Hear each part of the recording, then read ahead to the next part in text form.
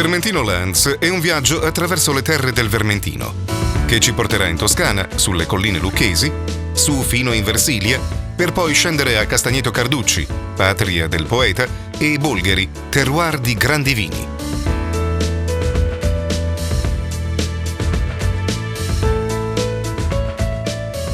Successivamente ci recheremo in Corsica, da sempre considerata l'isola della bellezza, in cui grandi catene montuose si mescolano con le foreste mediterranee. Infine arriveremo in Sardegna, terra dal grande cuore e simbolo della civiltà nuragica, viaggiando attraverso la Gallura, vera eccellenza della produzione del vermentino DOCG. Viaggerete con noi attraverso paesaggi unici al mondo, incontrando persone autentiche e scoprendo grandi vini.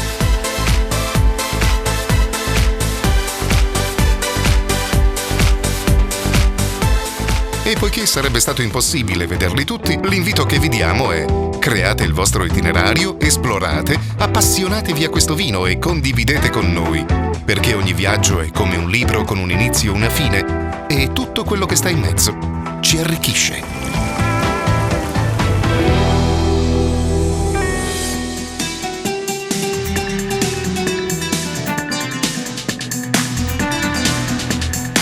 Sbarchiamo oggi a Bastia, in Corsica, l'antica Calliste, la più bella dall'antico greco, considerata da sempre l'isola della bellezza, in cui alte catene montuose si mescolano a ricche foreste mediterranee. Voilà. Donc ça, vous avez vraiment le cœur historique de la ville. Et puis nous allons donc descendre le long de la route et atteindre le vieux port de Bastia, qui est un quartier historique également. Un site très pittoresque et très recherché par les touristes, avec énormément de restaurants et de cafés. Donc nous descendons la place Saint-Nicolas, qui est très fréquentée. Vous avez la statue de Napoléon sur votre gauche.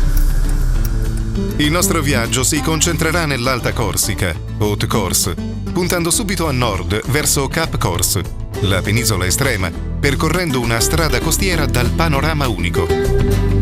Qui si possono ammirare le antiche torri genovesi di forma circolare, memoria dell'antico dominio genovese del XIV secolo, che guardano al mare.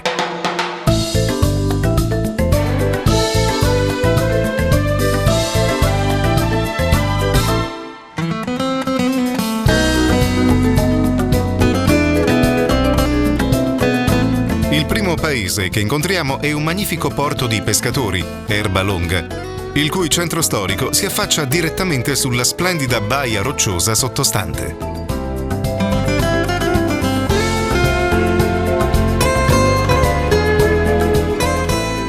Ici vous êtes sur le site d'Erba Longa, qui est un endroit très touristique du Cap Corse, un petit port de pêcheurs avec une tour génoise. Nous sommes au pied de la tour génoise. Ces tours avaient été construites à l'époque où la Corse était génoise, de manière à surveiller le littoral contre les invasions qui venaient de la mer. Voilà, c'est ce qui reste. La municipalité a décidé de la garder en l'état, même si elle n'est pas totalement construite. Elle garde son charme comme ça. Elle a été mise en valeur avec des éclairages et elle fait partie intégrale du site d'Erba Longa. Proseguiamo passando Sisco, lasciandoci alle spalle il convento di Santa Caterina visibile sulle colline, Pietra Corbara, Porticciolo, per fermarsi a Santa Severa, frazione della città di Luri, ospiti della cantina Domaine Pieretti. Lina Pieretti ci racconta gli inizi dell'azienda. Ci presenta il vermentino per una degustazione personalizzata, per poi accompagnarci a visitare il vigneto Balla Ala Gala, unico e speciale perché dalla strada degrada dolcemente fino alla riva del mare. Qui, nel silenzio più assoluto, è possibile sentire il vento dolce che si fonde con le onde del mare. Indimenticabile.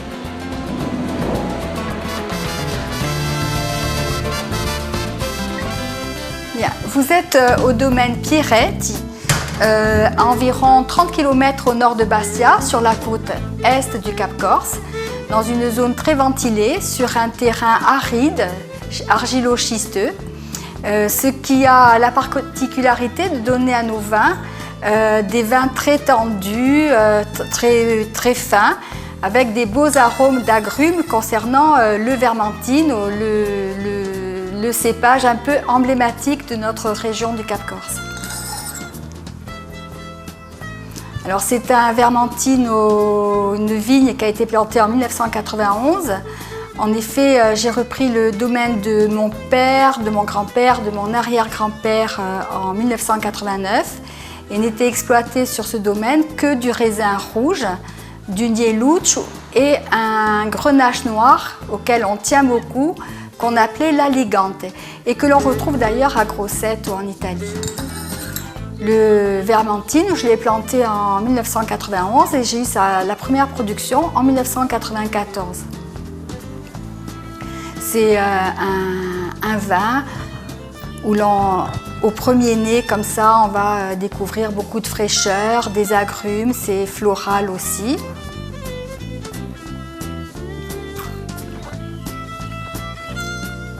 Avec une attaque assez vive, fraîche,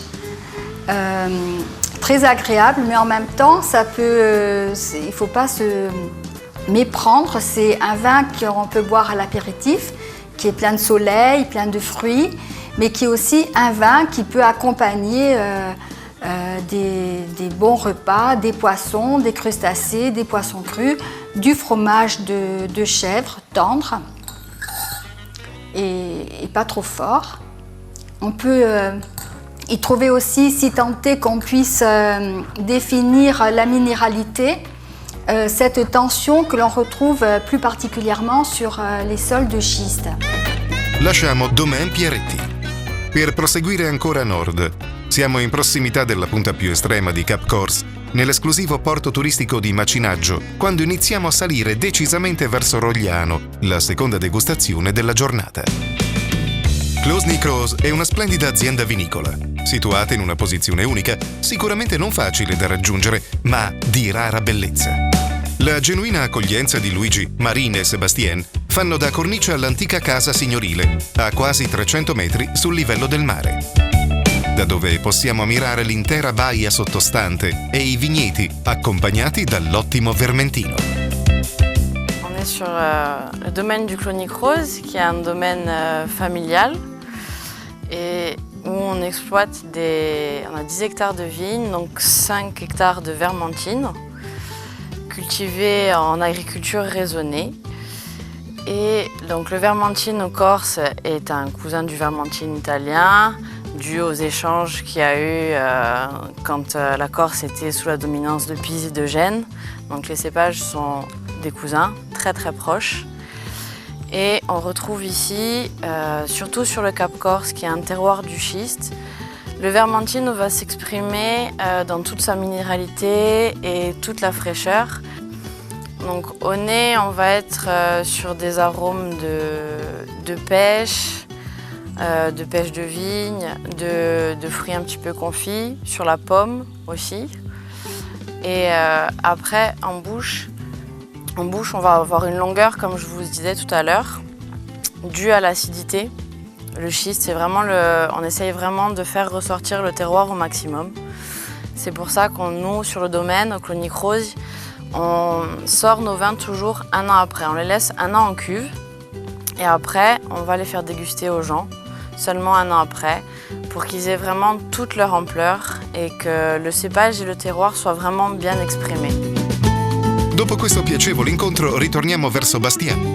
La sera è dedicata alla cena nella splendida piazza di San Nicola, lunga ben 300 metri e larga 90, circondata da bar, caffè e brasserie.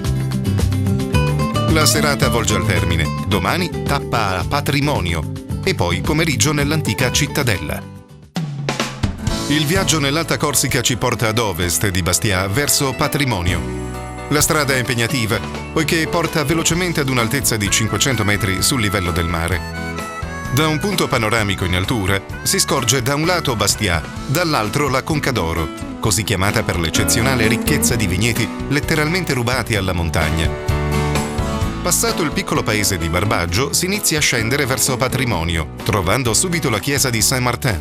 La degustazione avviene in una cantina in pietra del 1880, Clos des Bernardins, il cui Vermentino è un capolavoro che rende omaggio ad un luogo unico, come il suo proprietario, Jean-Laurent de Bernardi, presidente dell'AOP, appellation d'origine protégée. Donc, pour vous parler de la cave, c'est une cave qui a plus de 100 ans, puisque c'est mon grand-père qui l'a développée, c'est mon père qui l'a reprise, et puis c'est moi-même aujourd'hui avec mon frère qui l'exploitons.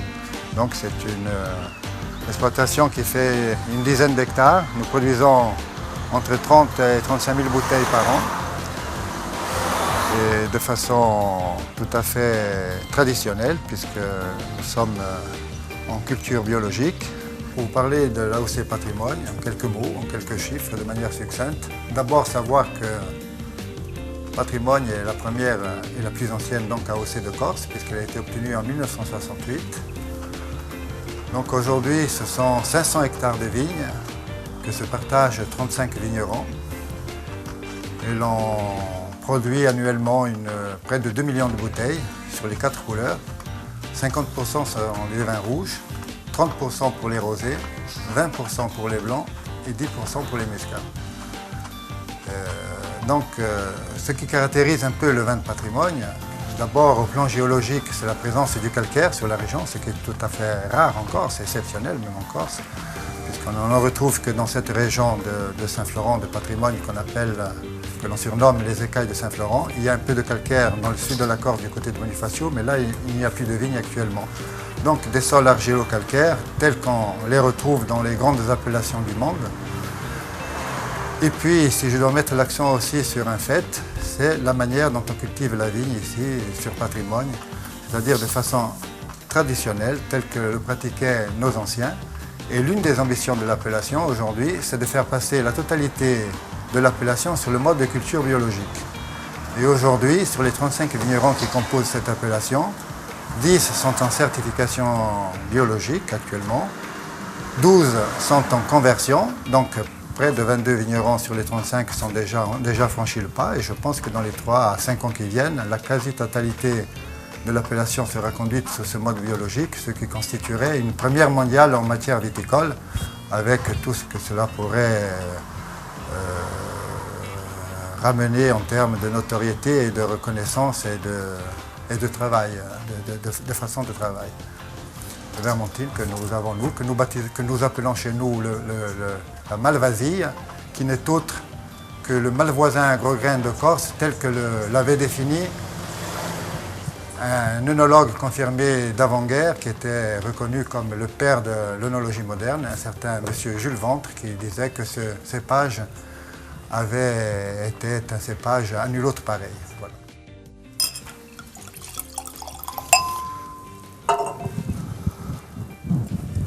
Alors voilà. Généralement, il convient d'abord de le considérer.